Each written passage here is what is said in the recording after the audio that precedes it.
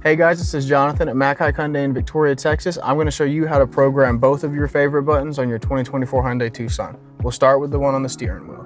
It's going to be a star that's filled in. When you push it, it'll automatically take you to here. You can activate your quiet mode, turn your radio on, take yourself straight to your map if you like. So let's go ahead and do that.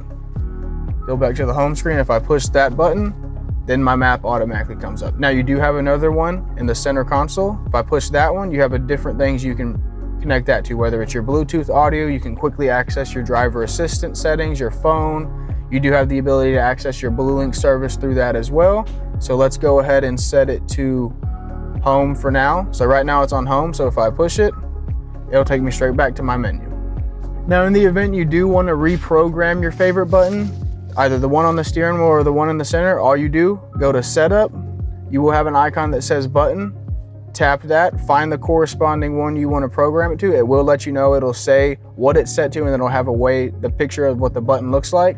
To reprogram it, just select the new one you want it to go to for either one. And that's how you do that.